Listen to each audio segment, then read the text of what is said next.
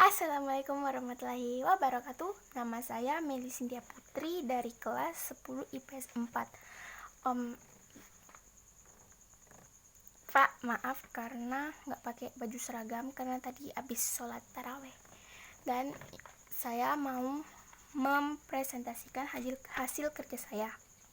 Oh, Pak, ini bukan contekan. Ini soal. Gak ada apa-apa, ya kan? Serius, Pak. Nah, siklusnya itu hafalan siklus air kan, Pak. Nah, siklus air atau siklus hidrologi adalah siklus air yang tak pernah berhenti dari atmosfer ke bumi dan kembali lagi ke atmosfer melalui kondensasi, presipitasi, evaporasi, dan transpirasi. Nah, terus Bapak suruh jawab soal kan, Pak. Ini soal, Pak, serius. Ini nomor 1 kan, jadi itu cuma bahasa soal, jadi nggak ada kepean. Gambarkan dan jelaskan secara singkat proses terjadinya siklus hidrologi. Pertama, air yang diserap oleh daun akan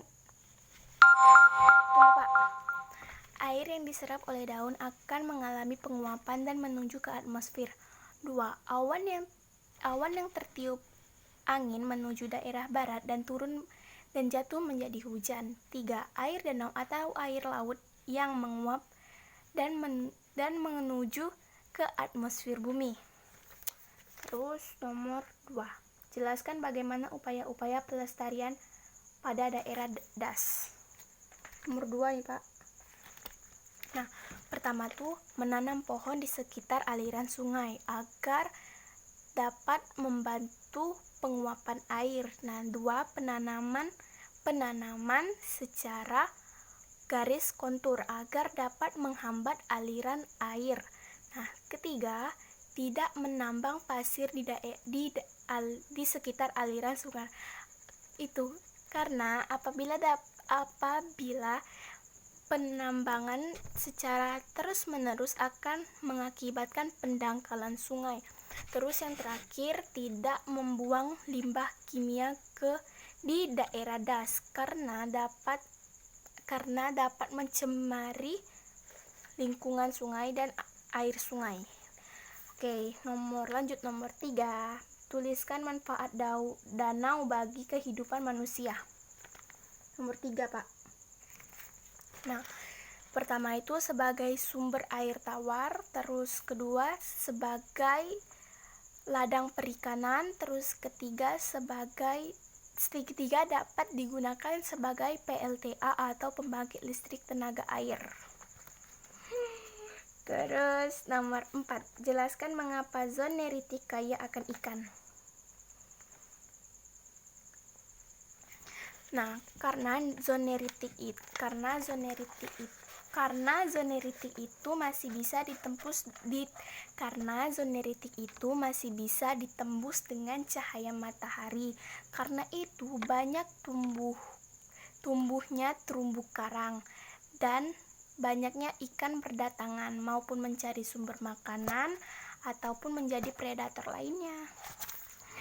Terus nomor 5, deskripsikan perbedaan antara batas teritorial, batas landas kontinen, dan zona ekonomi atau ZEE. Nah, pertama batas teritorial. Nah, batas laut teritorial itu, Pak, dapat ditarik dari sebuah garis dasar dalam jarak 12 mil ke arah laut. Nah, kalau landas kontinen itu dapat diukur dari sebuah garis dasar pantai ke arah luar dalam jarak paling jauh 200 mil. Nah, kalau Z atau emang nggak tahu bacanya kayak mana, Pak. Pokoknya kepanjangannya tuh zona ekonomi eksklusif. Nah, itu tuh adalah wilayah laut terjauh 200 mil dari pulau terluar. Betul ya, Pak? Betul, semoga aja betul ya, Pak. Dan makasih ya, Pak. Maaf ganggu malamnya, Pak, karena email kirim videonya malam-malam. ulangin ya, namanya tuh Meli Cynthia Putri dari kelas 10 IPS 4. Dadah Bapak. Bapak sehat kan? Kalau keluar jangan lupa pakai masker. Assalamualaikum warahmatullahi wabarakatuh.